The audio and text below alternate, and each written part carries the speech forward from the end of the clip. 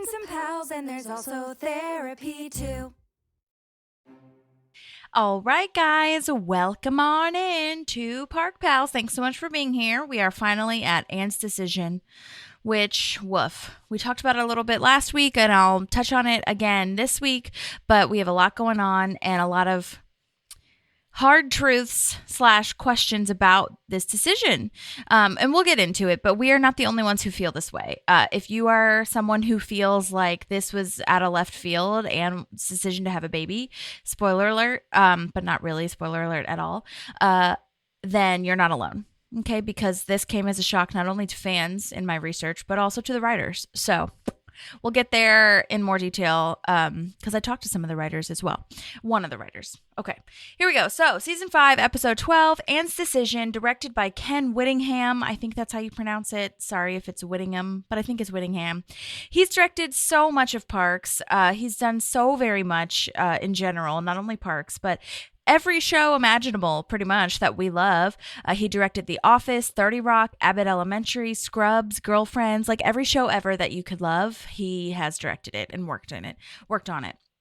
And I've heard from many people, not directly, but, you know, on podcasts and interviews and stuff like that, that they all love his direction. So well done to Ken, and maybe we can talk to him one of these days. Okay, so this was written by Nate DeMeo. I think that's how you pronounce his name. Again, sorry if I'm mispronouncing everyone's names. Who, this is his first and only writing credit on Parks with this episode. So part of me was like, is that why this decision seems weird? But it can't be just that. Because it can't be pinned on one writer. You know what I'm saying? Because there's a whole writer's room, okay, that comes into this. All right, so I'm just going to get honestly into it in the beginning because I want to. But I emailed Norm Hiscock, who we mentioned last week because he wrote last week's episode. And I basically asked him, hey, what is this decision? Because it doesn't make any sense. And just last episode, she wanted to be weird with kids and didn't know how to talk to kids. And she was like really freaked out.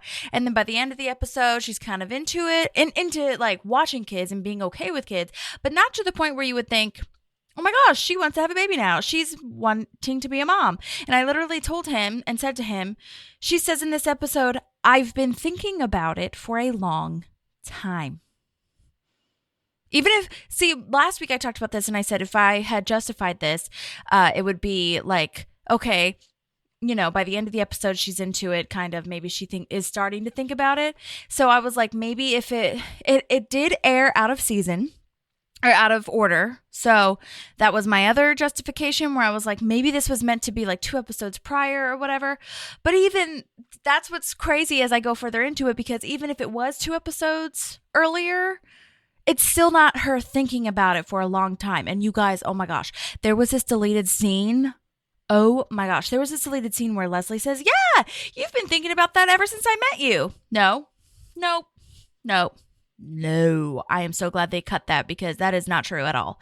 So, and I understand I'm being totally, deep with it because I am analyzing it, but I think any Parks fans would just have at least a surface level confusion. You know what I'm saying?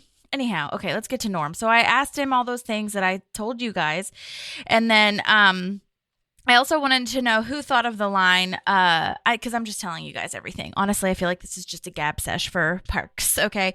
But I asked him about the line for in the last episode where Milton, the old guy, is like, women are frail and breakable, like they can't do many things. And Leslie responds with, are you perhaps thinking about a light bulb or your hip? ? And I was like, oh my God, I love that line. And so I complimented him on it and said, Harris Whittles, who wrote that episode, I was like, if he wrote that, well done. If he didn't, oh my gosh, props to whoever did that. And he said it was Harris who thought of the line. He says, we were on set and it was Amy that thought Leslie should have a response in that scene. I was directing and I brought Harris onto the set and he came up with the line.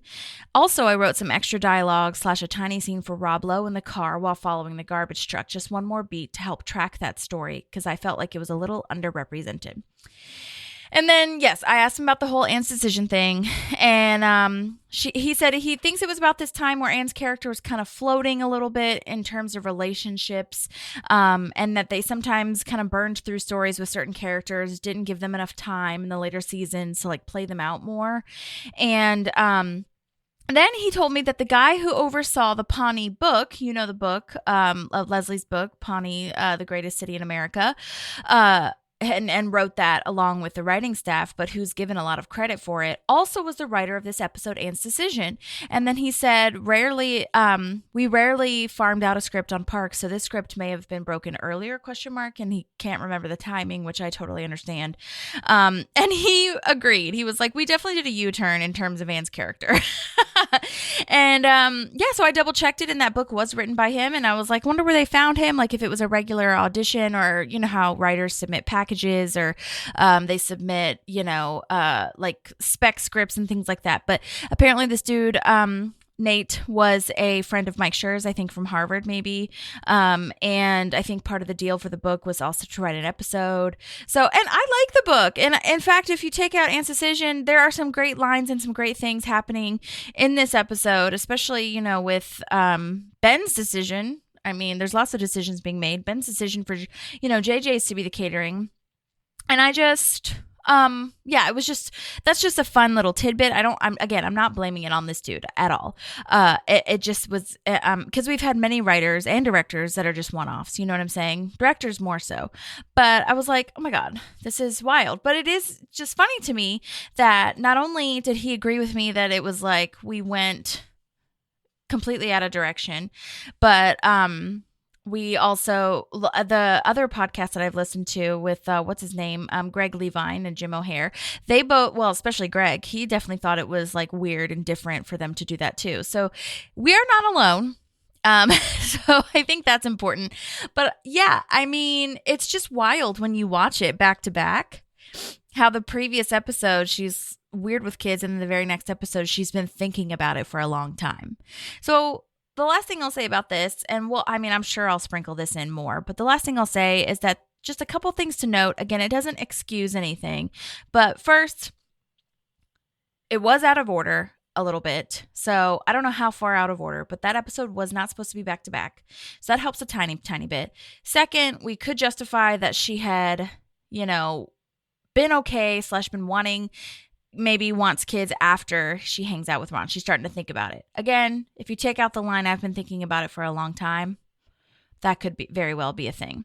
Number 3, I agree that Anne's character is in fact floundering a tiny bit. And to be quite frank, I think she has been for a little bit. And we love that she's the foil to Leslie's crazy, but Ben kind of does that too. But we also need the best friend. So it's like this weird moment where you're like, we need Anne. We love Anne, especially Rashida, but Anne, the character too. But what are we doing here? She's been dating herself for a very long time. And then all of a sudden she wants to have a baby. And so again, I think anyone should. I've said that to people. I hope no one says that I'm, not wanting this for women, because I feel like you could be absolutely raising a child on your own. If that is a goal of yours, if that is a dream of yours, you want to be a mom, you've been thinking about it, and you want that for yourself. Absolutely. Your body, your choice, your life, your choice. Okay. So it was just weird for me though to see Anne do this where she hadn't been thinking about it for a long time. Okay. All right. I'm sorry. We took a long time going over that, but it is what it is. All right. Oh my God. It's just like a big thing for Parks people, you guys. It's a big thing. Okay. All right. We'll talk about it more as we go. All right. So as you could probably tell, and I'm sorry I didn't say this earlier, but Maddie is not with me this week. Again, just because it's like rounding out the end of the year. It's been a little chaotic on her side with travel and work and having a baby, literally. Anyhow, but she sent in a summary and some notes, and we miss you, Maddie, and we hope you're doing well. Hopefully you can join us in the new year. But let's go ahead and listen to Maddie's summary. Hi, Holly. So sorry I can't be there again today, but I'm so grateful, like I said, about you understanding. Killian turns 1 on Wednesday. And I'm a mess about it, but it's so exciting at the same time. And I'm hoping he feels better before then. And so he's not too sick to do anything fun. But anyway, I am super excited to hopefully catch up with you a little bit more later this week. And I'll touch base with you on that via text. But anyway, so I am here to give a summary of Anne's decision. So Anne shares with Leslie that she has made a big life decision, which Leslie feels she needs to step in and manage. April steps in to help Leslie with one of her many tasks. Chris, Tom, and Ron help Ben taste test caterers for their wedding. So this whole Anne's decision thing, and I think you may have alluded to some of these things in the recording for the Garbage Women episode, but I have not had a chance to listen to that yet. But this seemed very out of the blue for me, especially when she just had so much trouble she felt awkward around kids when she was watching Diane's kids in the last episode. But at the same time, she did come into her own and she did kind of, find a common ground with them. So I think, there's that too. So maybe that's what you kind of alluded to in the last episode. So I was actually really excited to talk to you about how she got there and all this kind of stuff and how she narrowed down these people. And amazing that she wants to do it with someone that she knows. Very interesting last couple people that she kind of narrows it down to as well. So I'm intrigued to hear what you have to say about that. And the other thing I wanted to say was that the physical comedy from Aziz, Nick, Adam, and Rob when they have food poisoning. Well, I guess it's not Aziz, but his response to everybody, just the physical comedy of the phone being pushed off the desk and someone army crawling over to it is just, I think it's so well done. It's one of my favorite scenes in the entire episode. And the calzones betray Ben, and it's so sad. But anyway, I hope that you have fun reviewing this episode, and I can't wait to hear if there are any guest stars that you got on.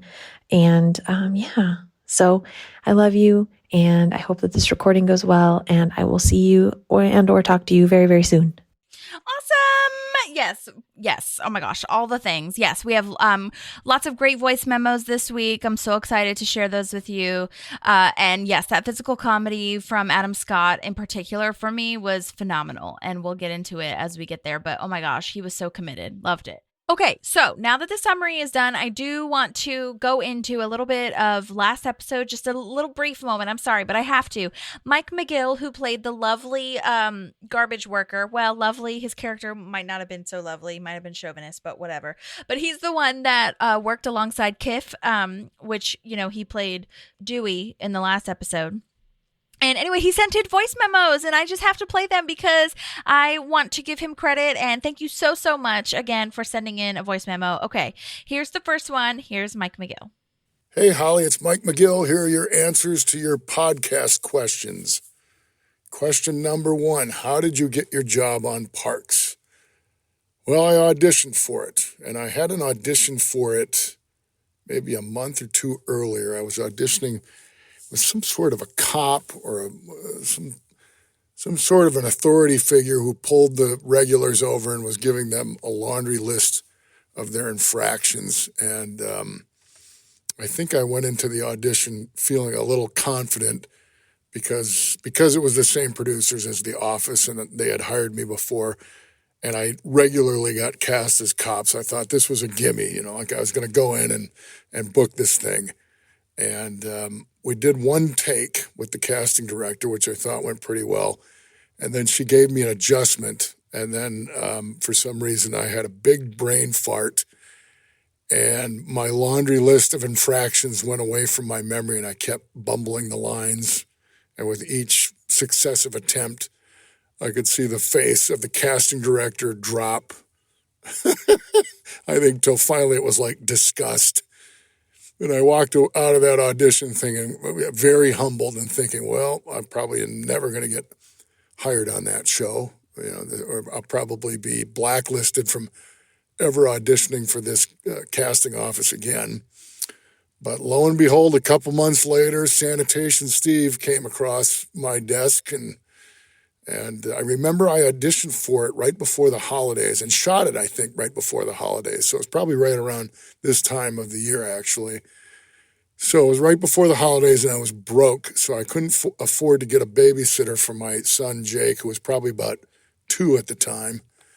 So I brought him with to the audition. I remember he fell asleep in his car seat, and I hoped to God he stayed asleep while I went to the audition. But of course, as soon as I took him out of the carrier seat in the back seat of my car, he woke up. And then to make matters worse, they were running behind in the session, so we were waiting for like an hour probably to get seen. And thank goodness somebody else in the waiting room had some sort of an iPad or some sort of a kid's game on their phone or something that kind of kept him entertained while we were waiting. And then when it was finally time for me to come in and read, I brought Jake in the stroller, like in the stroller seat. And we had some kind of snacks with us. I want to say they were like mini pretzels, but I don't know if they were because those would have crunched in the audition. We had some sort of a snack that I put on the tray of his stroller. Like we set the stroller up right in front of the tripod where the camera was, and whatever snack he had, it kept him quiet just long enough for me to do the Sanitation Steve audition. It was like I finished the audition and he was on whatever his last bite of snack was, so it was perfect timing. And then I got the job. So he was definitely my good luck charm on that particular day. Oh my God, that is so crazy. What a story. Wow. Props to you. That's wild. Oh my gosh.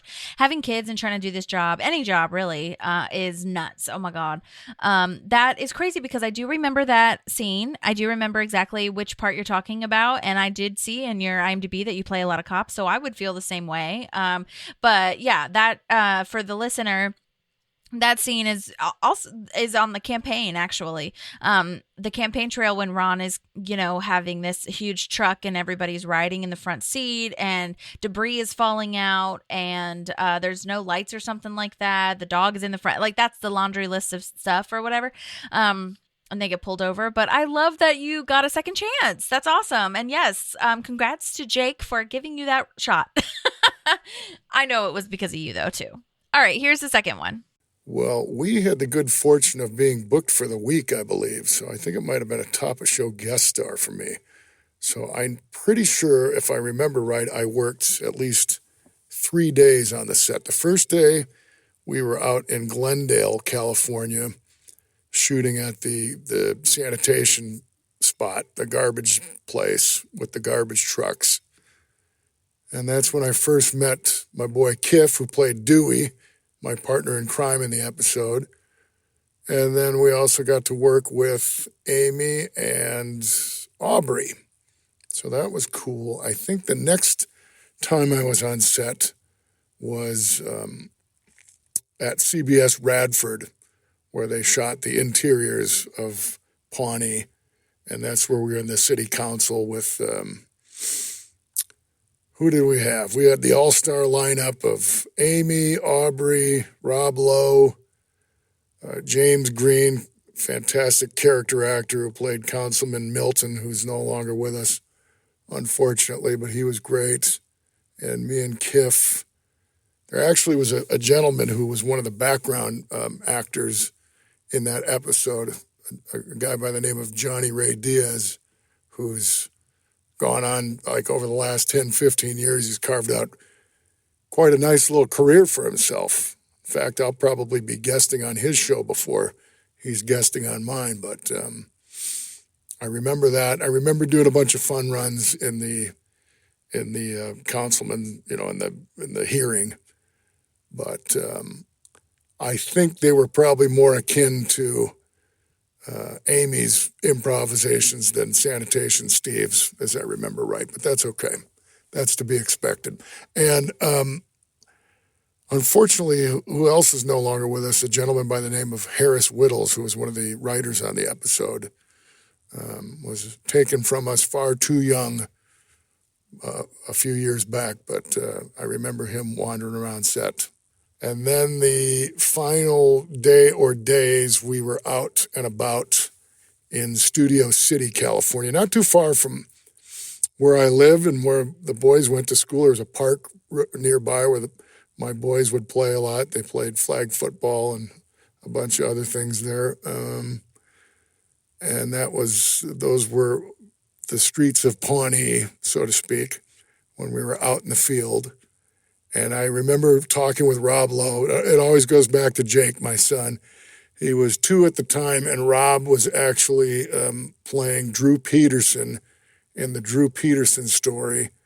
And my wife loves a good Lifetime movie, so that was a Lifetime movie about the Drew Peterson story. And there was a teaser ad running around that time for the Drew Peterson story where a woman opened her garage door, and the garage door opened, revealing Rob as Drew Peterson standing in the driveway, and he says, "I'm untouchable, bitch."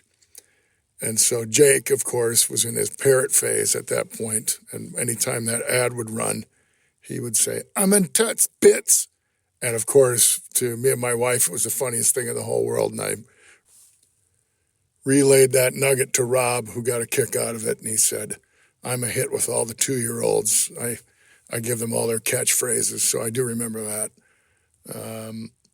I also got to work with Allison Becker, who we had worked together previously on a stage performance at Upright Citizens Brigade, so it was nice to see her on set and get a chance to work with her as well.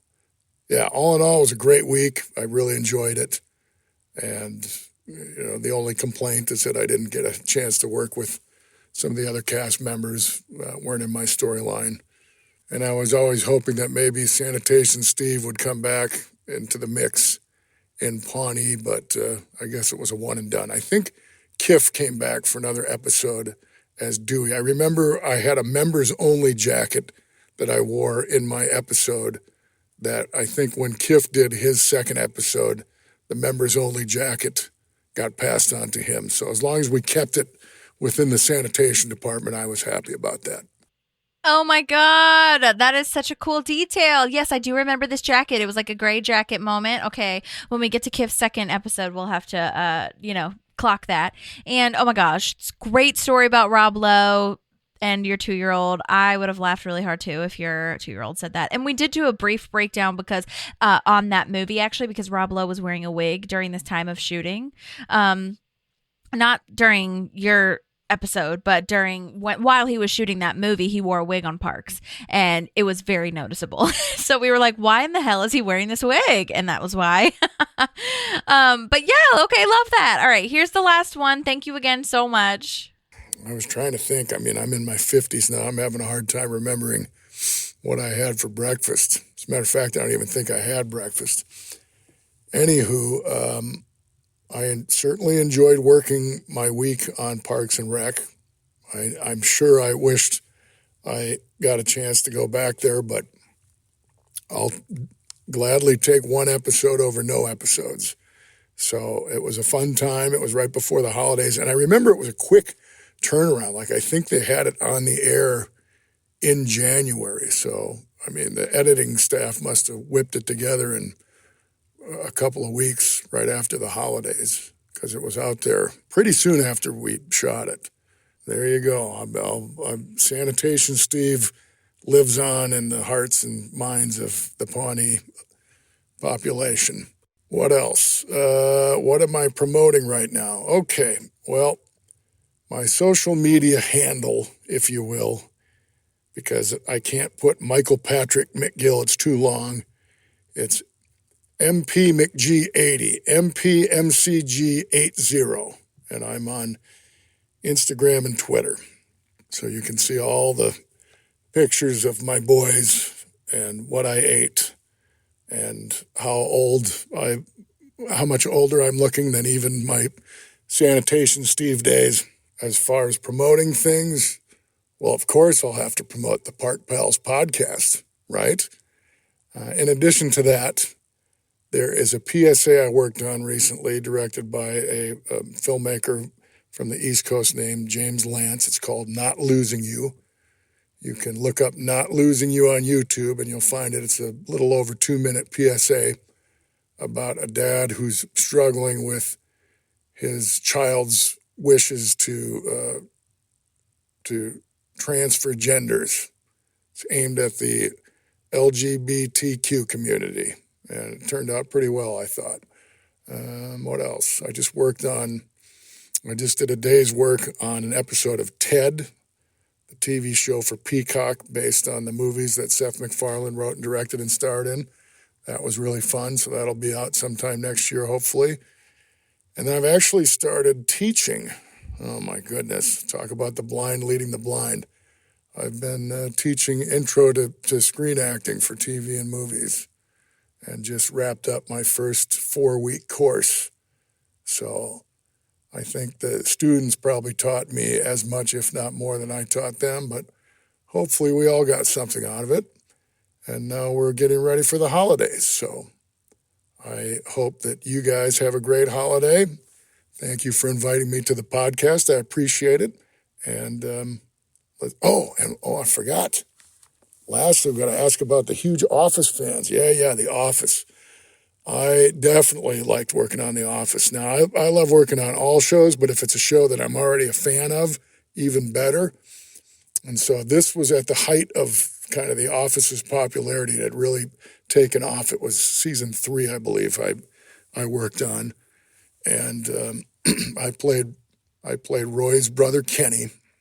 And my 2 episodes that I did, they brought me back for a cameo on the last season, season 9. But the 2 episodes I did in season 3, the first one was directed by Joss Whedon, and the second one was directed by J.J. Abrams. So that was really cool. You know, on top of being able to work with the cast and crew, I got to work with those directors, which was really cool. I did not, unfortunately, get to work with Rain or Steve. I worked with Steve later on, years later, on a movie called Beautiful Boy, and unfortunately, my scene with him was cut. But yeah, it was really fun trashing that bar. The stunt coordinator was a guy.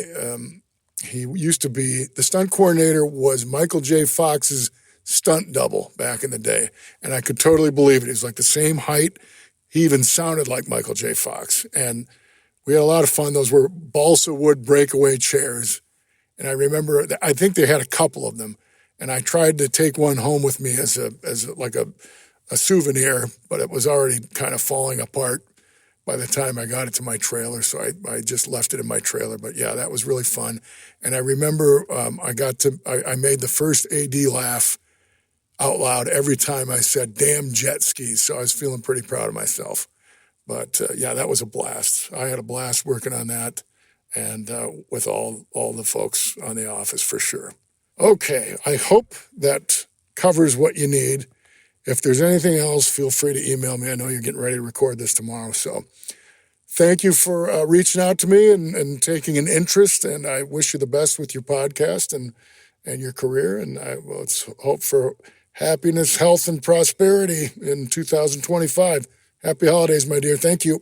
That is so freaking sweet. Oh my God. Yeah. So for the listener, I asked all my normal questions and then I was like, lastly, if you don't want to answer this / don't have time, it's totally fine. But I have to ask you about The Office and being on set with them and trashing that bar because it was the jet ski money and it was a really important moment because this is when Pam officially is like, we're done to Roy.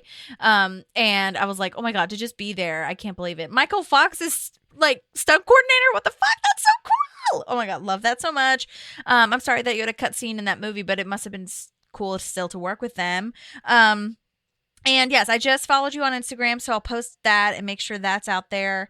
Yes, Sanitation Steve does live on. I do wish that you could come back. I say this to so many people. I wish so many guest stars could come back because that's the thing too. I feel like our podcast should honestly, I mean, it kind of is, but I was going to say should be like renamed like, Friends of Park Pals or something, because we really are talking to the Park Pals. Like I have made it kind of a mission of mine to talk to all the background guest stars, everybody that is, crew, but also like even the one-liner people. And I'll talk about this later, but like even the deleted scene people, I want to hear everything about it. And I know that it's like, I have so much empathy and compassion for also actors that, go on these auditions. If most of the time they're under 5 lines, but they're still a huge deal. Like, you had to take your kid to the audition or whatever. And then so booking it is just like such a dream, and our only wish and goal is to do it again one day. You know what I mean? And so to have this dream come true, but also to hear about the behind the scenes details, and these behind the scenes details that I'm learning, it's just phenomenal. So I feel like our rebranding is really just about all of the guest stars that are on the show and the wonderful community that Pawnee has built. So I'm just so happy that you could be a part of that. Mike also sent me a wonderful picture that I'm going to ask if I can post, maybe just on our stories. And it was all of them together on set that day. Allison Becker, Tweep, April and Leslie and everybody. So I'm so happy about that. Thank you so much for answering the questions. And yes, happy holidays to you. Thank you so much. All right. Now let's move on to the show, to the episode. And here we go. Okay, yeah, so we're starting this episode strong at JJ's Diner, and we learn that Anne is trying new things. So she orders one normal thing and one thing that she would never try. So we've got the oatmeal and the catfish. I like Ron's just really blunt explain. And then she, kind of goes on to explain that she has a blog. She's been documenting all the new things that she's trying. And I think that's kind of cool if she's been dating herself and like wanting to understand and like, reflect on all of her experiences that she's been going through. I think that's really cool. I would read that. Especially, I feel like this was around the time when blogs were just like so, the cool thing to do, cool girl thing. Anyway, side note, Brent Briscoe, who played JJ, passed away in 2017, and I just want to say he's amazing. We love him. He was great, and I love that he was JJ. He was a great JJ. Also, if you're new here, I mentioned this before, but people in our generation, or my generation, I suppose, I don't know, might recognize him from the Disney Channel original movie called 13 with the Merman Boy, and he turns 13, and he becomes a merman, and the mom mermaid is in the ocean because I think it's based in like some coastal thing area, and he's like a swimmer as well in high school, and he has fins and it can go really fast. And anyway, Brent Briscoe, who played JJ, played the dad because oh my gosh, I'm going on a far too tangent of this, but the last thing I'll say is that he was adopted, this boy, and so that's like Brent Briscoe wasn't actually a merman as well. You know what I'm saying? He adopted or / found this kid, this baby in the boat. So anyhow, okay, moving on. I haven't talked about that in a while. I mentioned that in the first episode that Brent Briscoe was on, and I just needed to say it again. All right, so we show her skydiving and, documenting that for the blog, and she's totally screaming, going wild. That must have been a really fun stunt setup. I can imagine, them getting a studio and renting out like a green screen situation that and that guy, I wanted to know who the guy was that was with her, because that would have been a really fun role. Hopefully he was, I don't know, professional as far as like, maybe he could have been a stunt dude. You know what I'm saying? Not that they were really skydiving, but that, great work to him. All right, so next scene is Leslie telling Anne that she should do ice skating for her next adventure and for the blog. And I've always said this, and I really hate saying this, but I gotta say, her hair is weird in this episode. It looks really ruffled, like she just like rolled out of bed, when usually Anne is very much put together. So there's just a lot of things going on with Anne, and I'm just wondering what the hell is happening, okay? That's all I gotta say. No, I have more to say. All right, moving on. So Anne says the thing that we have been talking about, that her next big adventure is that she wants to be a mom, and she's going to the sperm bank today. I mean, even the dialogue is like, I'm going to the sperm bank today. Can you come? ? Like today. Not like, I've been thinking about this for a long time. I made an appointment in like X amount of days or X amount of weeks. It's like, I'm going today. It's just so out of left field, and it's so weird.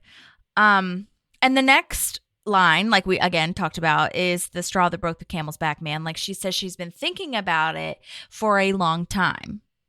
No, she hasn't been thinking about it for a long time. That was false. Writers, I love you. And I literally make up stories to justify any storyline that you write. Anything. But this one I can't get past. I mean, I'll accept it, but I have questions. All right. Leslie's more so thinking about the giving up on love thing, because she's like, Anne's only been dating herself. So, like, she's just going to give up on love and have a baby by herself. But for me, that's not the weird part. Like, I don't care if you're a single mom. Like, you know, whatever. But as Anne's friend, I think what you should be asking is, wait, since when did you want to be a mom? Not when is love happening for you? You know what I mean? But anyway, I do love that Leslie brings up Channing Tatum and that Channing Tatum would be the only partner to make sense to have a baby with after dating for 6 weeks only, because Anne has been dating herself for 6 weeks, and she'd be saying congratulations to you and Channing Tatum, because that is the only scenario that would make sense to me. So now we're at Andy and April's house, which I guess Ben still lives there because they put the lease on that one house, or maybe I'm just wondering why it's at Andy and April's house. You know what I'm saying? Like, maybe they haven't moved into their house yet, even though they absolutely have leased it by this point. I don't know. It seems strange. Oh, there's lots of things going on here. Anyways, the important part is that we're doing a wedding tasting for the food that will be served at the wedding, at Ben and Leslie's wedding. Ron is mad that the first course at a wedding is usually a salad. He's like, you gave me the food that my food eats. This caterer / waiter guy is played by John Colella, and he has been in a lot of things. Family Guy, Brooklyn Nine-Nine, The Fosters, a bunch of other things. Tom is hilarious and has no idea which food is good because it's just he's what they're calling a foodie, which is just taking pictures of food and not actually eating it.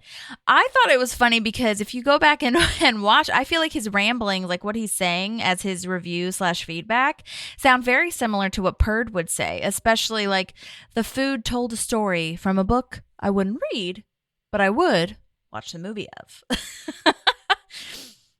This also reminds me of his show Master of None. They do a whole episode with a commentary on how we take forever to pick a food place, like where to order from, what the reviews are. You just waste so much time on trying to like figure out the perfect place that you just go hungry at the end of the day and you can't make a decision.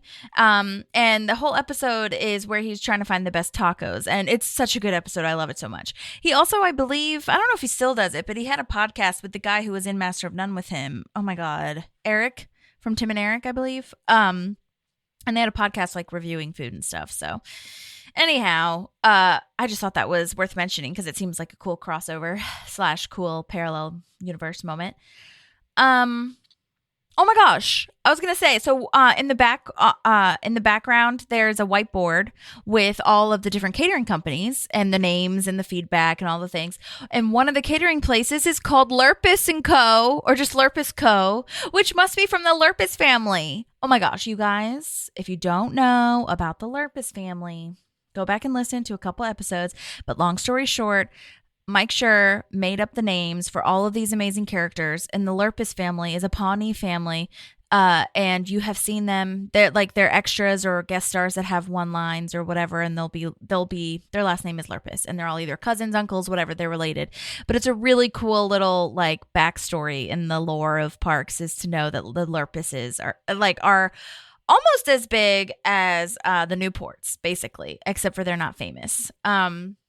Like, you know, the guy who owns the pawn shop who's really creepy, who bids on a date with Anne, muscly, he's a Lurpus. A couple other people, too. Dave King, if you're familiar with Dave King, he writes a lot of the episodes. He has made an appearance as a Lurpus before as well. So, anyway, moving on. Sorry. Okay, I love the notes. Speaking of the whiteboard, I do love the notes on the whiteboard as well for Ron. First one says bad meat from Ron. Super simple, straight to the point. Second one from Ron said, second company, Ron says no. It's just no. Last one says fantastic meat dish, thumbs up. Love that. Oh my gosh. And then Ben goes on his soapbox, holier than thou tangent about how the first place had a stunning innovation of culinary cuisine. I wouldn't quite call it a calzone, but it was literally just a calzone.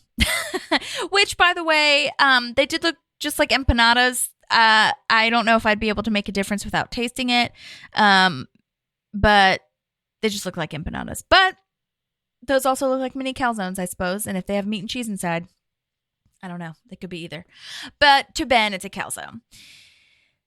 Okay, so now we're at the Sperm Bank of America, and the lady who works there is getting some information. Then this is one of our favorite lines in the series, and I'm pretty positive I said this in Maddie's wedding speech when I was the maid of honor, when the lady asks if they're a couple because they're at the sperm bank together, and Leslie says, tragically, we are both heterosexual.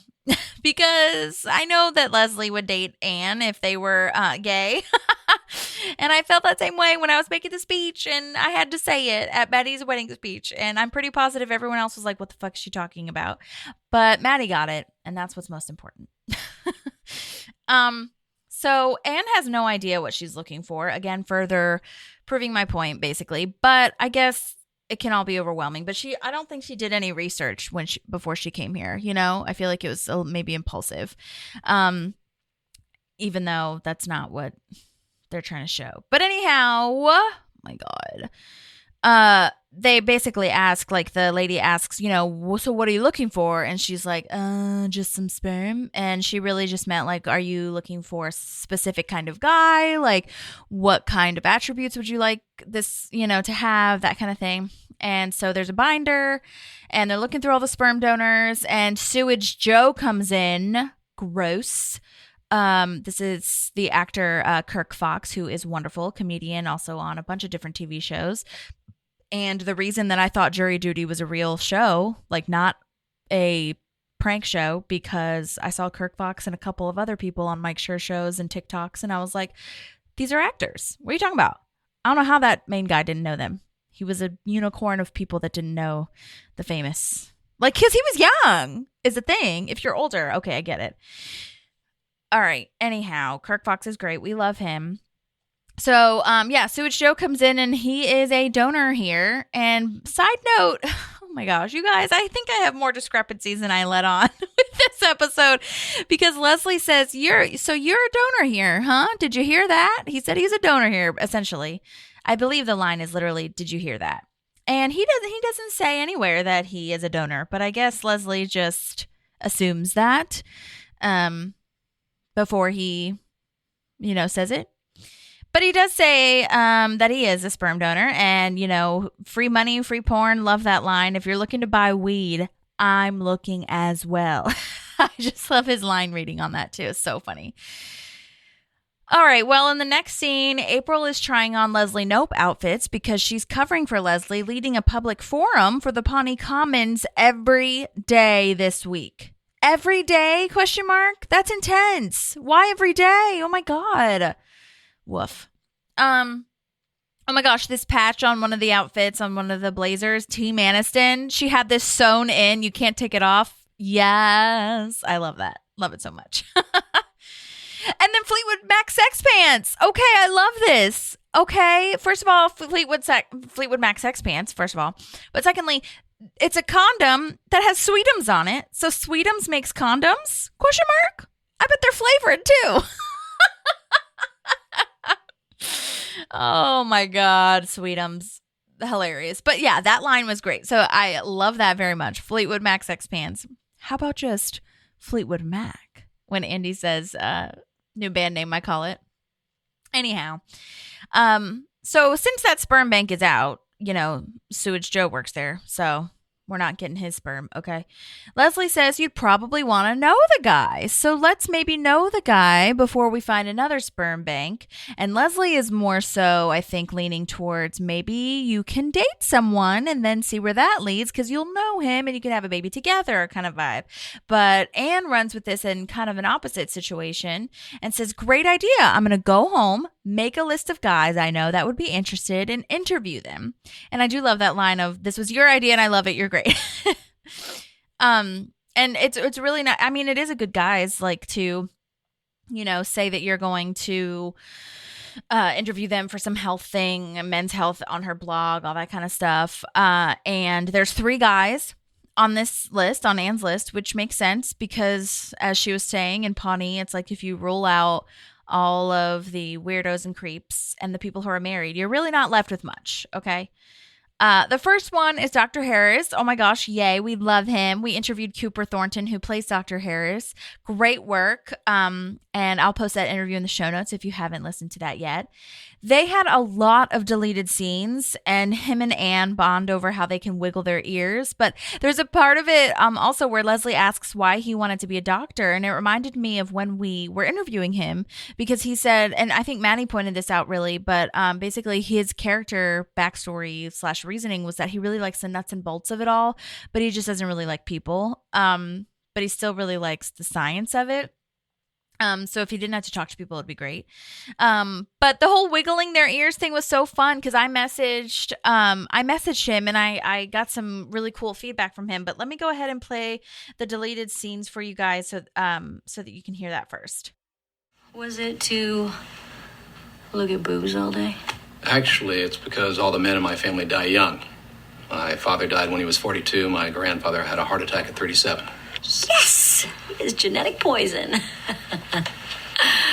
I'm very sorry for your loss, sis. Oh my God, Leslie, it's so crazy. But anyway, yeah, that was really cool. To me, that was a cool deleted scene just because he was talking about kind of what we already, discovered and proving that he likes the nuts and bolts of it all. So I was wondering though about that wiggling. So they wiggle their ears. And I think they were just talking about like, do you have any kind of like things that you could do, special skills, like what is cool about you for men's health? Like, again, under the guise of it being the blog. And he said that was a really fun shoot day just to get to play with Rashida and Amy, who are both so generous. They like to do a straight take, doing all of the dialogue as written, and then a bit more improvised, a free-flowing couple of takes. I thought that Dr. Harris probably wouldn't have many, if any, social skills or regular talents to add to his sperms plus column, but thought he may have some weird quirks that might actually be potentially off-putting, which is where Dr. Harris showed that he could curl his tongue, and where Rashida and I discovered that we could both wiggle our ears. And yeah, it was totally improvised. And he said they just had so much fun on that show that they just, had a good fun run with it. I can't believe that. I mean, I really wish, obviously this doesn't mean as much to you unless you've seen the deleted scene. So I hope that my explaining it is doing some sort of justice. But I just love that backstory of them getting to improvise and him and Rashida both discovering that they can wiggle their ears. I can't do that. Can you guys do that? Can you? I can't. All right, moving on. Ben comes into Chris's office and he is basically dying. This is our physical comedy bit. They all have food poisoning. Oh my gosh. And Chris is on the floor. Ron comes in and also had food poisoning. Oh my God. Tom doesn't have it because he didn't eat the calzone and he didn't eat anything, as Ben points out. I do actually love the line though, like drizzle it on for me. If there's a sauce on the side, the way he says that is really funny. But yeah, oh my God, Adam Scott's physical comedy here when he rolls over and dials the phone with his nose instead of saying like, it's too hard, I can't do it. And like, he's just so committed. Like he there is a weight on him as he's rolling over and then using his nose to press the buttons individually. Oh my God. And then Rob Lowe did a great job too, as far as staying committed and knocking the phone over to him and Ron's little like waddle. And I think they all just played it so well for their character. I mean, it's just insane. I do feel like Chris, if he had food poisoning, would probably just be passed out in general and wouldn't would not even be speaking or moving at all. But I do love that they did a great job with each character. And Ron in particular, like how he was a little bit more, he's standing up a little bit more. And Ben just is such a tiny little frail, fragile little elf king, as Leslie has called him in the past, and is just dying. Oh my God. So good. Well, now April is at the public forum and she's really trying to just be Leslie. The only way she's going to get through this is if she is Leslie, the end. You know what I mean? Like, she cannot be herself. She cannot come up with any of the ideas. She has to act as though everything that she's saying is Leslie. She gave them a flyer. She made them individual friendship bands under their seats, which is a total Leslie thing to do. So now they're park pals. You guys, this is where we got the name of our show. We're park pals. That's what we are. I'm not going to make each individual friendship bracelets, but virtually I'm sending my heart to you. Okay? Because we're park pals. I love that. Oh my God. And I love the way she says it. I guess we're park pals. Yay. Love that. Okay. I also love her made up quote. As Eleanor Roosevelt said to Betty Ford, Hillary Clinton is great. That one's really good. Also, I do wonder, like, why isn't Leslie a part of the forum? If it's every single day, I wonder if it's just because they're partners, and because I don't really see what Leslie has going on. She didn't know Anne was going to come up with this sperm thing. And I know that she is a city councilor. She is busy always. I'm sure, like I said, I'm making up lore, backstory, that in the canon of the show, she probably has 800,000 things going on and meetings and things. But I guess I was just curious as to like why April is the only one there for every single day, you know? But anyhow, it goes well, as we learn. Not the first time. All right, the second guy that Anne is interviewing is Pete, Pistol Pete, and Tuck Watkins is the actor's name. He's awesome. We did a whole breakdown on him the first time he came, but we haven't seen him here for a bit. The last time we saw him, I think, was when he broke his leg or arm or whatever the hell on the ice skating rink for Leslie's campaign. Get on your feet. Yeah, that one. And it is such great writing, so well done that he knows instantly that they're looking for sperm. I see what's happening. You want my sperm? When will women in this town? Oh my God. I feel so bad for him because it's true. Everyone only sees him as one thing. And he is really trying his damnedest, just like he was in the last episode, to get us to see him as anything else. He has a great job now. He like mentors people. Like he does all these things. And all we see is Pistol Pete. But that's okay. It's all right. It's all right. I do love that line, though. That son of a bitch is astute. Leslie says that. I guess it's happened before. And then we have our third and last guy, Howard Tuttleman, because he's the douche. And when you see him walk in, you're like, oh my God, no, Anne, no, why? Nick Kroll is so great in this role, though. Can't imagine anyone else doing this. He is so good. And I love this writing that he has two sides to him, that it's not just the douche. And he's like, I don't know, it's such a split personality where it's almost like, I don't know, creepy in a way, but like kind of astounding in another way, and in a good way, where he's just like saying random shit. And then he's like, that was the douche talking. It's a character persona that I made up in college. We'll talk about that later. I did want to mention, again, it doesn't really matter, but according to the internet, Amy Poehler and Nick Kroll dated from 2013 to 2015. So I was curious because I knew that they dated, but I wasn't sure when. So that was after this, in case anyone is interested, because they shot this, I believe it was 2012 that it was released, or maybe it's getting into 2013. So it's right on the cusp. So yeah, if anyone cares about, celebrity gossip, that's that. Anyhow, so Tom comes into Chris's office dancing, not food poisoned at all, with everyone else that's lying on the floor or struggling to just stay upright.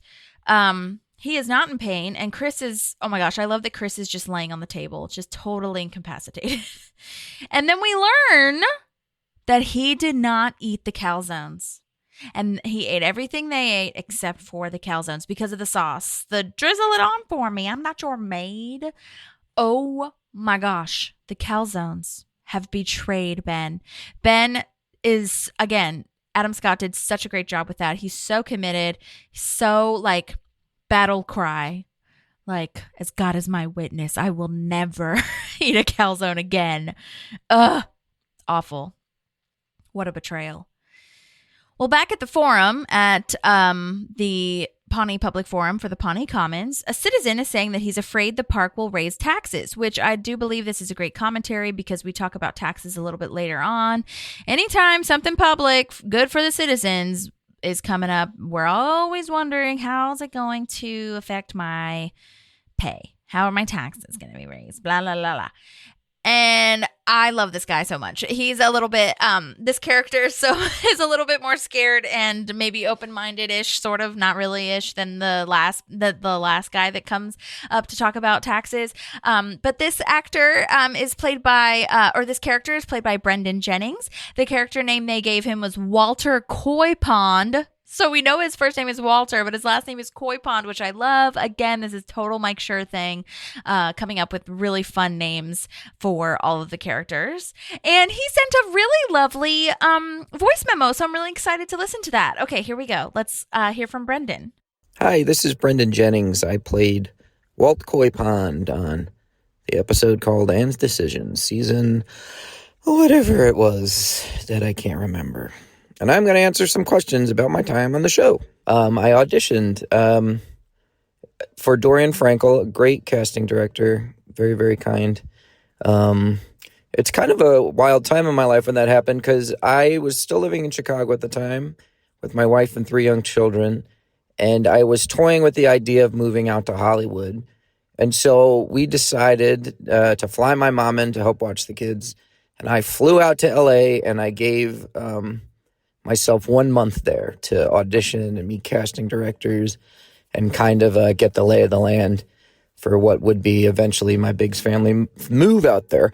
And so I had spent the whole month auditioning, not getting anything, but meeting a lot of cool casting directors, going out for some cool roles and feeling pretty good about my auditions, getting good feedback. And so my trip out here was kind of like, this is the success. And when I got this audition for Parks and Recreation, I probably had like 1 week left before I was about to head home. And so I auditioned like maybe on a Thursday or something. And it was a real great process. Dorian was very kind. I was coming from the land of Chicago where a lot of the casting houses there are kind of mean about auditions. You'd show up to an audition and they were acting like you should be grateful for trying out for this commercial where a little kid kicks sand on you, and if you're not on time, they yell at you. They were mean. They're not mean. So I was kind of like jittery going into auditions. But in Hollywood, casting directors, that's their job, and they're much nicer about it. So I go into this office, and right away on her office, there's signs everywhere saying, if you mess up, don't apologize. We can do it again. It's a lot of like calming, reassuring things that are really nice for actors to see because we just want to be perfect all the time. We want to nail it. It drives you crazy, all the mental gymnastics of going for an audition.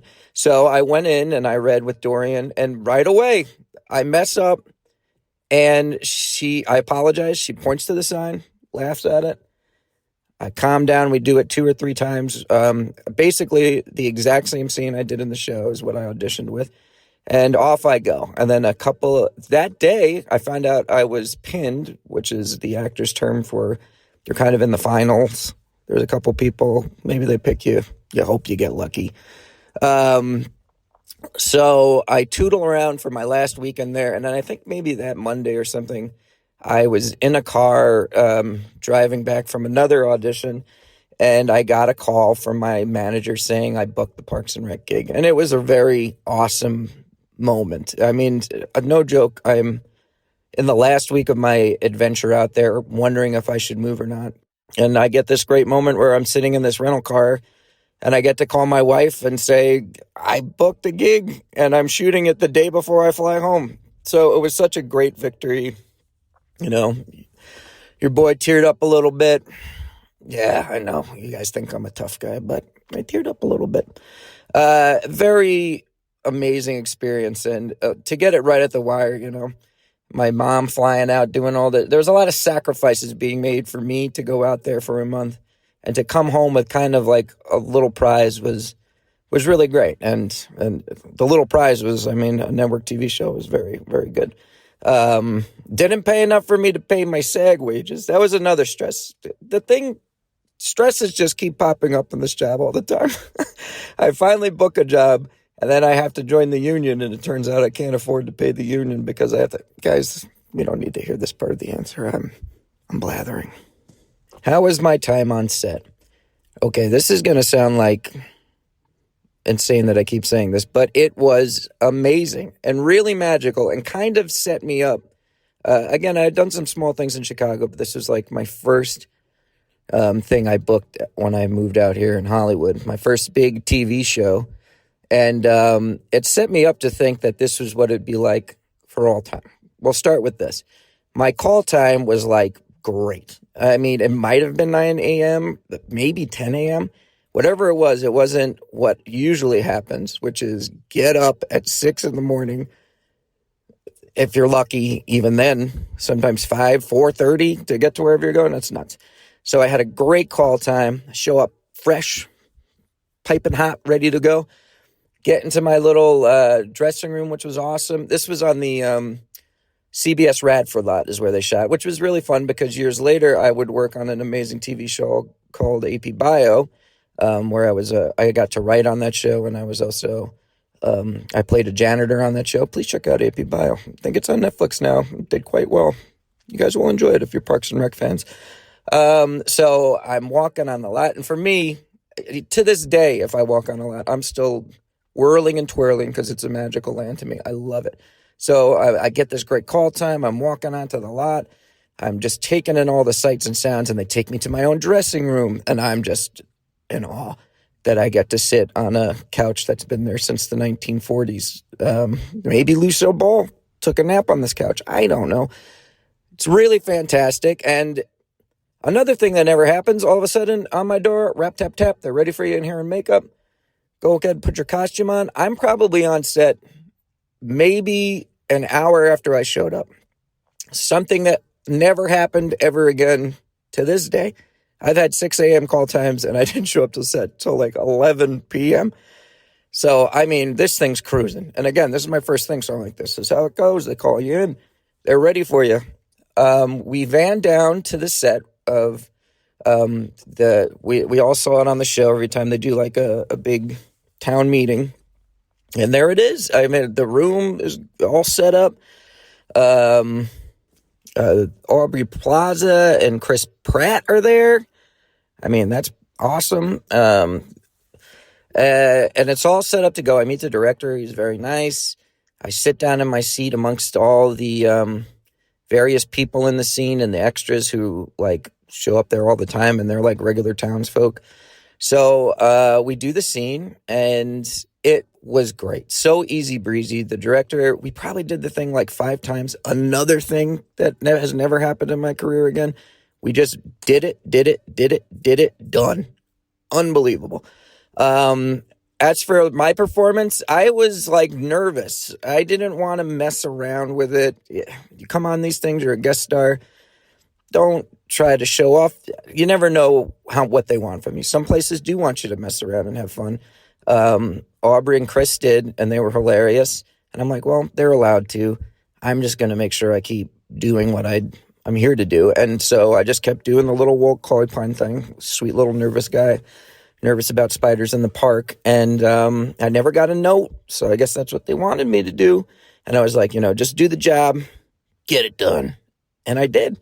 And I was real happy how it turned out. I mean, exactly what I auditioned with. Ended up on the screen. Nothing got cut. Fun part. And it was great. It was so easy. Done so fast. I could not believe it. Once again, folks, that has never happened in my life ever again. We're in the van. I'm done. Heading back. And in the van, Chris Pratt's there. Insanely nice. I know that's like the big Hollywood question when you work with people. Are they nice? He was amazingly nice. He was very kind, talking to everybody that was in the van. There was this sweet old lady that was in the scene with me, and a bunch of other people. He was great. I mean, it's one of those things that sticks with you when, like, a star is really cool to people. You should always be cool to people. I think I'm cool to people, guys. I'm not a star, though. Oh, boy, I'm rambling again. So anyway, I basically showed up at like 9 a.m, and no joke, ladies and gentlemen, was done before noon. It's crazy. They were like, do you want to stay for lunch? And I'm like, no, I don't. I've had enough magic for today. And I just went home, or someone else's home, and then I flew home to my home the next day.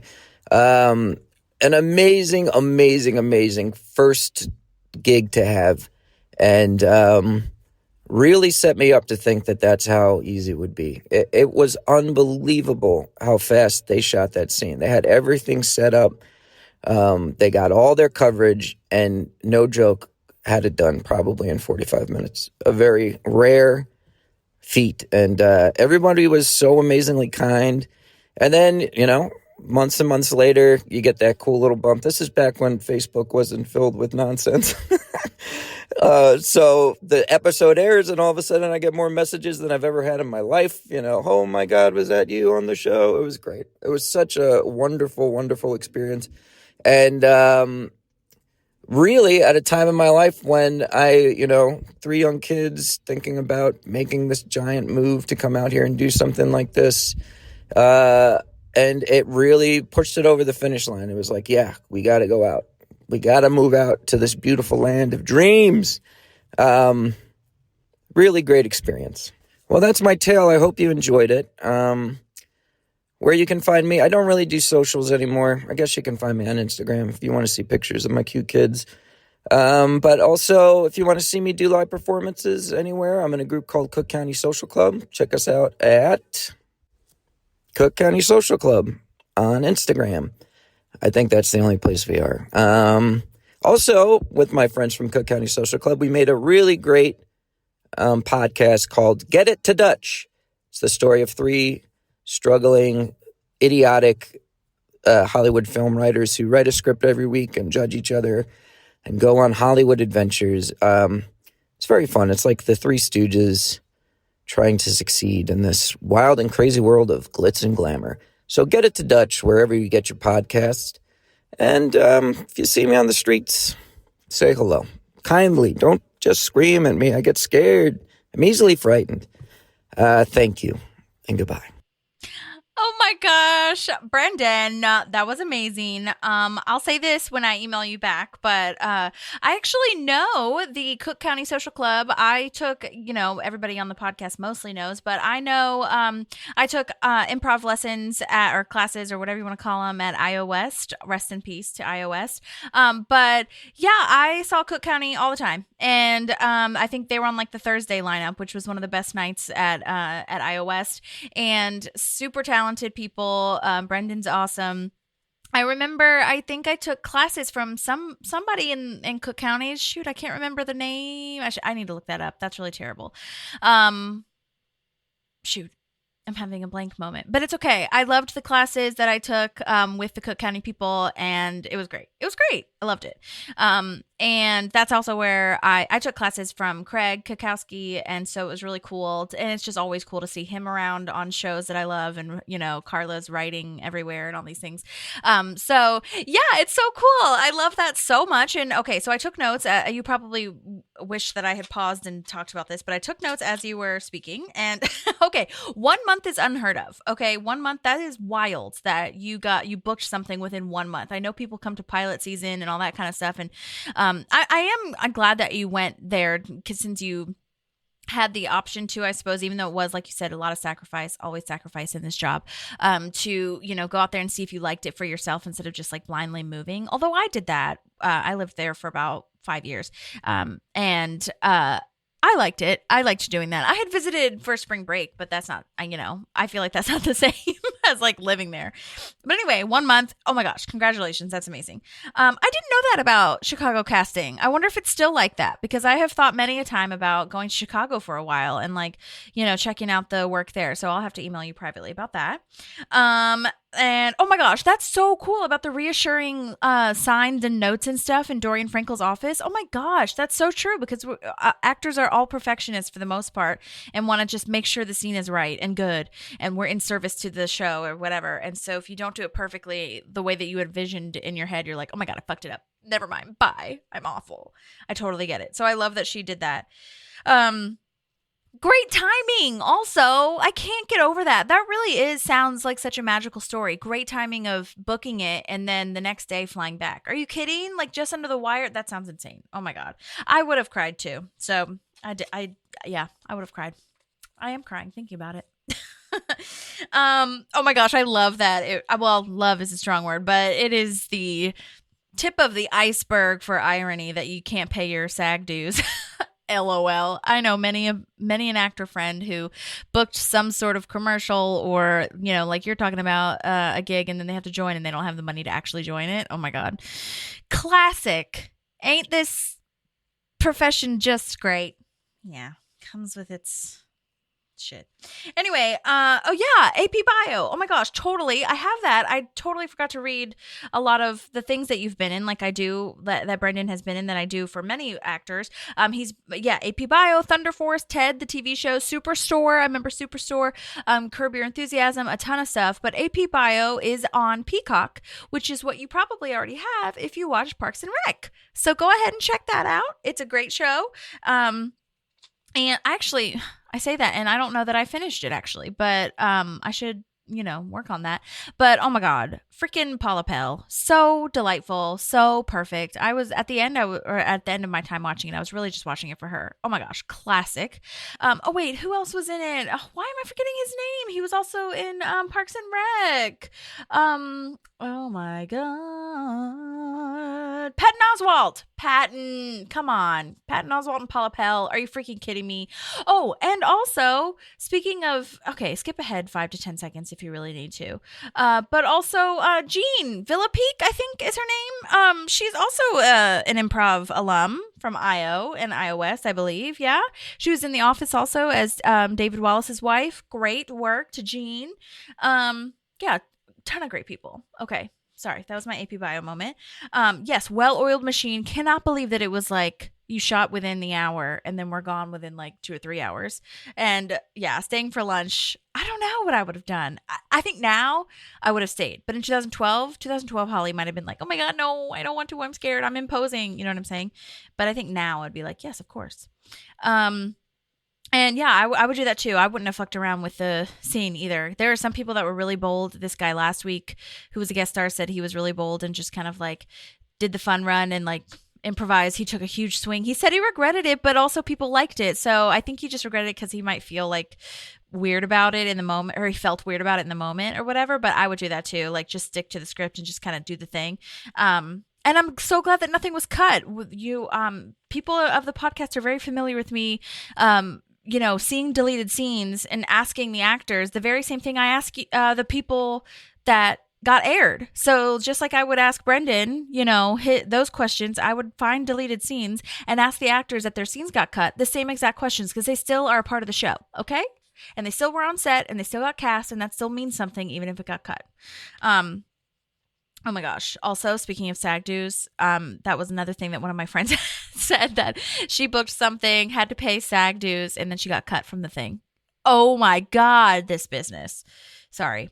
Last thing I'll say, yes, I will post this in the show notes, but yes, the Get It to Dutch podcast, wherever you can find podcasts, I will make sure that people have the link to that. I'll also tag Cook County and Brendan when I post this on Instagram. Thank you so much for that, 20-minute Brendan Jennings, thing, rant. And I appreciate that so much. Thank you, Brendan, so much. That was awesome. All right, moving right along, rounding out the episode here. April starts to explain that corporate funders and the parks budget will cover it, but then Walter, aka Brendan's character, says that he's scared of everything. It's fine. I'm fine. I'm Walter and I'm fine. He doesn't even get his question answered. He's just like, I'm scared. It's fine. I don't want to talk about it anymore. I love that so much. Oh my God. All right. Next citizen, though, is Harris Whittles, who, as you guys know, is a huge backbone of parks. And I say that all the time. And he wrote the last episode, among many others. And he comes in as a citizen of Pawnee, along with Colton Dunn, I think is his last name, where they also from Superstore, where they play the animal control people. But Harris is a citizen in this one, where he asks if it'll be a topless park. And the next lady says, if this is a topless park, I will not sign this petition. And I just love that Harris, love, again, strong word. It's just really funny that Harris is like, I mean, if it's a topless park, then I'm like, and she's at the topless park, I'm not signing it either. And then he looks her up and down and he's like, never mind, I'll do it. And this next lady, by the way, who asks if it's going to be a topless park, is the wonderful lady who follows Ron around in his circle desk. And she's come back many a time, actually, throughout the series. Not super often, but she comes back when it counts, man, doesn't she? But she made sun tea with the infected water that was in one of the parks. And this was when Ron was in his little bubble circle desk thing and running around just trying to get his attention. Oh my gosh. Her name is Sarah Van Horn, and her character name is Gretel, which I love. I think I knew this from previous times when she was on the show, but it's always a nice reminder to hear these characters' names. Love it. I still can't find any information for contacting her. I would, but I just hope she knows that she did great.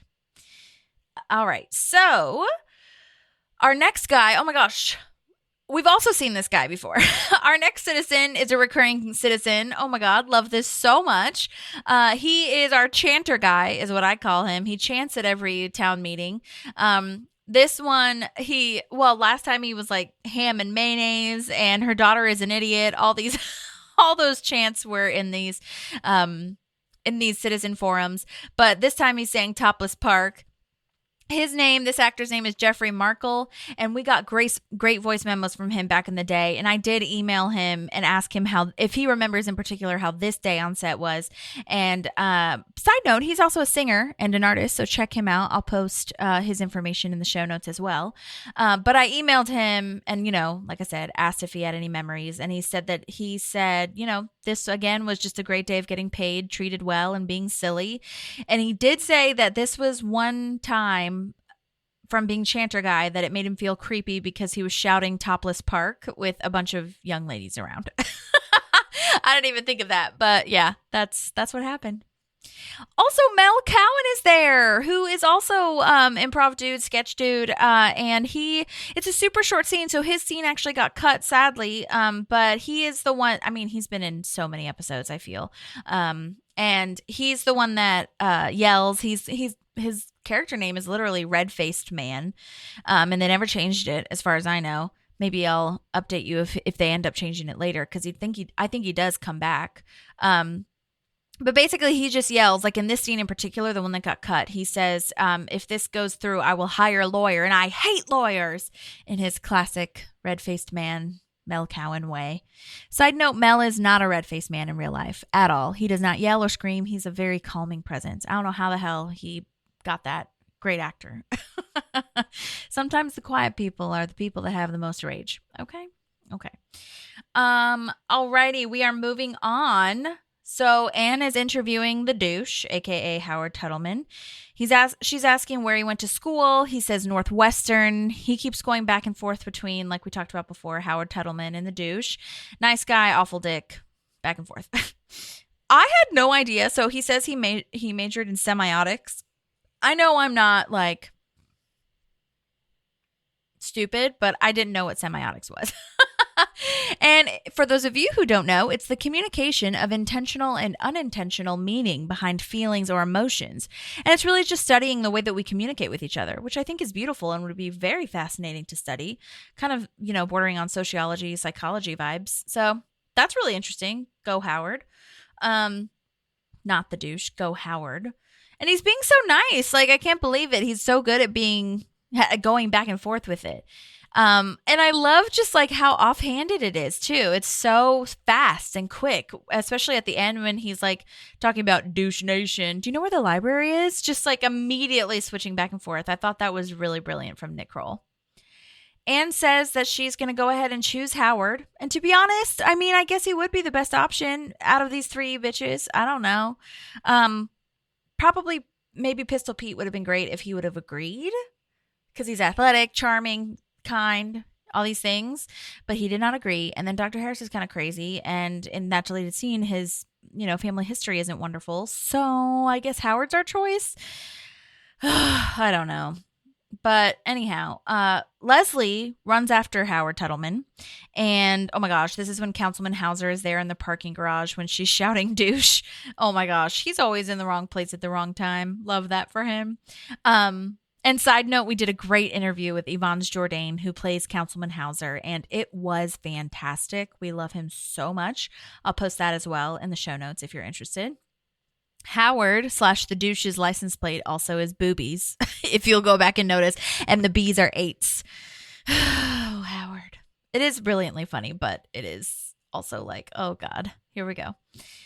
Okay, something I would like to talk about Leslie, I really don't like this on Leslie's part, running after the douche / Howard Tuttleman and telling him about Anne's plan and Anne's decision. She trusted Anne Anne trusted Leslie to help her with this and to confide in her and to like be with her on this journey. And then she just like betrays that trust. Are you kidding me? I don't like this at all. I understand Leslie is concerned and maybe thinks that, she's helping. But, even at the end, she comes to the conclusion like, oh my gosh, I've driven her right into the belly of the douche. Like she knows this is a bad decision. But I was just like, Leslie, let Anne do her thing. Okay. And I understand Leslie has to come to the conclusion on her own. But she's just being too controlling at this point. I don't like it. But he takes it really nice and meaningfully. He talks sweetly of his grandmother, talking about how he's thought about having kids. And then he turns it around back into the douche and says he would name a boy something stupid like Dick or OJ. Oh my God. But he did. That's why he brought up his grandmother, because he would name a girl after his grandmother, who was this lovely, inspiring, strong woman. Oh my gosh. Anyways. All right, so the next morning, Anne finds out that Leslie told the douche because the douche goes on the radio and makes this awful segment about how Anne is looking for a sperm donor and like totally humiliates her. And now Anne's got people from all over city council or city hall calling her, asking about the sperm situation. And Councilman Milton, whatever I hate him. I love that actor. Hate the character so much. Oh my God. I mean, I get it. It's funny. It's making fun of these old white men who just think they can say whatever the fuck they want to, especially like old white men who are very ornery and just kind of stupid, honestly. Basically, oh my gosh, when he comes in and says like, I've come to inquire about this, what does he say? Ethnic woman's or Indian woman's vagina. Oh my God. Awful. Oh, side note, on the radio, he says, Howard Tuttleman, the douche at this point, says, remember my old girlfriend. Did they date? Did they go out? Is that right? Am I insane? Okay, I gotta fact check that. I could see her going on like one date when she was like going out with a bunch of people. I don't know. Yes, they did. Oh my gosh. I'm just imagining it. It was at the Snake Hole Lounge. Okay, thank you for walking through that with me. Yes, it was at the Snake Hole Lounge and they met at the market. And if you're looking for douches, they're in aisle me. Oh my God, ridiculous. And it was the fight episode. Okay. Thank you, everyone. Thank you. It's so funny you forget everybody that Anne's ever dated, almost. Okay, sorry. Moving on. I am on Anne's side here. Like I said, I think it's weird and it sucks because it's true. Leslie, it's awesome that it happened for you the way that it did. Like, it's great that you and Ben met each other and you guys are living this lovely dream together. But it's just like you can't betray her trust like that, to tell. And then he's going to go tell everybody about it on the radio. I mean, I know that Leslie didn't anticipate this, but that was her choice, really. It's a weird decision and it doesn't make sense to a lot of us, but it's hers to make. You know what I'm saying? All right, so next day, Donna asks how the forum went to April, and it went terribly, and she doesn't understand how Leslie can be Leslie all the time. Literally same. I don't understand it either. Now we're back at JJ's, though, and I really love that Ben is trusting his friends, his guy friends, to be in this decision with him. It's very special. And it's funny, Tom suggests John Ralphio, who has apparently started a catering company. WTF. But a perfect idea for JJ's to be the caterer. It's from Pawnee. It's delicious. We know Leslie loves it. We know everybody else will love it. It's great. All right, so now we're on the radio station for the douche and Crazy Ira. Side note, Crazy Ira is Matt Besser, who was a founding member of UCB, which is lovely. I've said that before.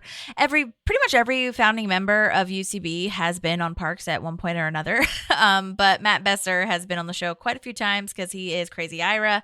Love that. Leslie tries to do some damage control on the show, though, and stick up for Anne. And I don't really know why this had to be on air. Like, she could have just talked to him privately, but that wouldn't have been as funny, first of all. And secondly, I'm sure if he talked to Leslie privately, he would have said, you need to come on the show and do this. And yeah. So I get it. Oh my gosh. He challenges her to a Jello fight with Breasty Bertha. Breasty Bertha. That is kind of funny, even though it's awful. I hate it. It's just wrong on so many levels too, with the Cosby sound effect. Oh my God. And the imitation. Dude, this would not fly today. Okay. It didn't really fly then, but I guess it was just like, again, it's making fun of the bad people. Okay. But basically this is the compromise she makes. The deal she makes is to get into the Jello pit with Breasty Bertha, and he'll stop talking about Anne and Anne's decision. And then she falls in the Jello. Oh my God, it's awful. All right, next scene. I love that they show Andy being a great husband, great friend, and he has a brain. He's really thinking things through. He purposely doesn't bring the Leslie stuff and says, "You're the smartest person I know. I think you can do this just being yourself," because the bag doesn't have her Leslie stuff in it at the forum, and she has to go up there in her own clothes with her own brain and her own personality. And she starts out trying to be Leslie's personality in April's clothes, but it does not work. And so she just becomes herself, and it's perfect. I think it's important also them showing that it was him that thought of this, like with his touch to the forehead, kind of like, oop, I did it. Side note, oh my gosh, I feel like this is scandalous and great in one way, but glad they cut it in another way. There was a beautiful deleted scene about how Jerry is the one that suggests that she just be April. It's so wonderful. He's so complimentary, saying she's lovely, smart, like she can do this on her own. And it was really touching. And then April immediately turns on him and tells him to be someone else. And like, you should, not be yourself, blah, blah, blah. And I didn't want to play it. It's too sad, but which is maybe why they cut it. I don't know. But regardless, just thought it was worth mentioning to tell you guys, the super fans. Okay, so there is a citizen that's asking how much this is going to cost. And again, we already covered this topic. April tried to cover this topic, but, it's a great commentary, like I said, on how that's the first question people are going to ask. And April is explaining the costs using numbers, as one would. And the citizen is so against it and says, "I don't need a math lesson. Just tell me without using numbers." This guy's name is Jimmy, and he's been in The Sopranos. He played a guard in the new Joker movie, Doom Patrol, Blue Bloods, lots of stuff. He also has a podcast called Baby Mouth. If you wanted to listen to that, I'll post that in the show notes. But let's go ahead and listen to his awesome voice memo, because he sent me a great voice memo, and can't wait to hear it. Here's Jimmy. Hey, this is Jimmy Smagula. Thank you so much for having me on the Park Pals podcast. Yes, I went to an audition. I just got an audition in my email, as you do, as an actor. I had just moved to LA maybe a year or two before I got this audition. So I had done a couple television shows, but I was really excited to get this Parks and Rec audition, of course, because it's one of the greatest comedies of all time. And went to the audition, read scene, and I believe the casting director had me read a second scene. So I went in. I had a character. I read it. She said, "Come on back. Try this one." Went back in, read the second character. And remember, we did 3 takes. And the very last take, she said, "Now this one, just throw it away. Just completely throw it away." So I did. And she said, "Great." And that was it. And I think 2 or 3 days later, I got a call saying I'd booked the job.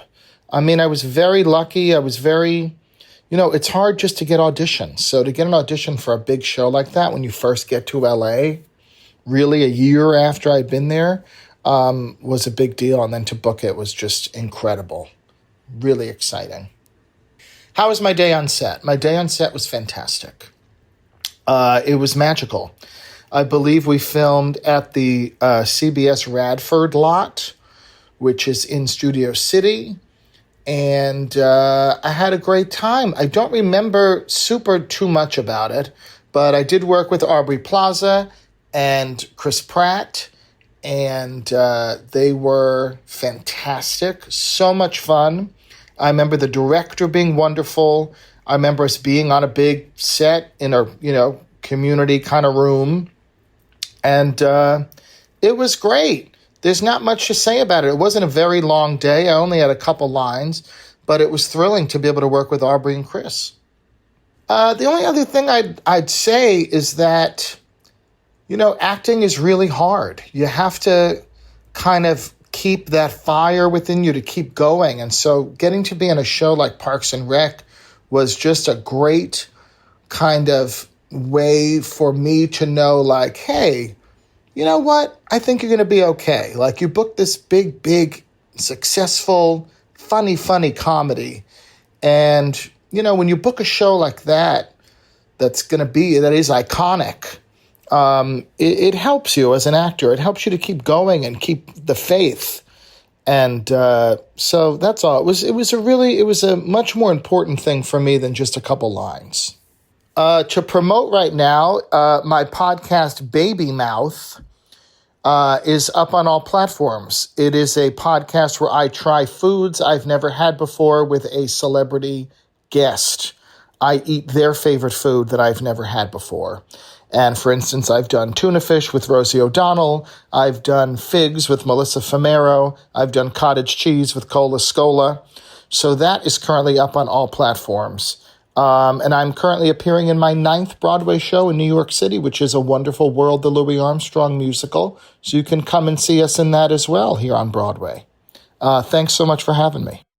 Oh my gosh, that is so great. I did not know about the Broadway career. I'm sorry that I didn't mention that before. Oh my gosh, great work. So exciting. And I'll definitely be taking a listen to that podcast. And like I said, I'll post it in the show notes. I love that you mentioned that about, being an actor. It is very hard. And I do find that a lot of the guest stars have, I don't know. I feel like a lot of the guest stars said that they were not in LA for that long before they booked this role. And it really, like you said, kept them going, and it gave them clout. It gave them confidence. People saw this on their resume and was like, okay, you're good. Like, we got you. We know what you can do. And I think that's so special. I think for so many people, it was like that. I'm sure it wasn't everybody, but for the majority of people that I've talked to, they've just been so excited to talk about it and to really help people understand that this was a big deal. And it, like he said too, like Jimmy said too, it was a well-oiled machine by that point. And I love that this casting director just seems so interested in actors, just like wants you to do the best that you possibly can. She gave you a second read, you did it, and moved on, I love hearing those stories. And it was great that it was pretty short and that Aubrey and Chris were great. So I love that. Thank you so much, Jimmy. And break a leg on your show. If anybody's in New York, go see that. I would absolutely see that if I was in New York. Maybe I'll have to make a trip. All right. So April finally gets sick of it. And she's like, all right, you know what? She tells off Harris and she's like, it's not going to be a topless park. Nobody wants you staring at them, okay? And everyone claps at that. She does a really good job of just being herself. I love Harris's line of, you scare me, and I kind of dig that. What's your deal? And then we go back to our normal kid, Andy, with his fingers in fruit roll-ups. She's married to me. Love that. All right, so now back with Anne and Leslie. They both come to their own conclusion that Anne does need to take more time with this. She is rushing it a little bit, and Leslie does not need to be so controlling or, just taking over the entire thing, and doesn't need to be spreading all these rumors. You know what I'm saying? Not that it's a rumor, but you know what I mean? Betraying her trust. And Leslie takes a good part of her approach and personality in the best way, and tries to help as best she can. She has a binder in classic Leslie form. Let's make a baby together. I don't think she should rephrase that. Okay, I'm just saying. Anne says to rephrase that. I don't think she needs to. Let's make a baby together. I don't know. Anyhow.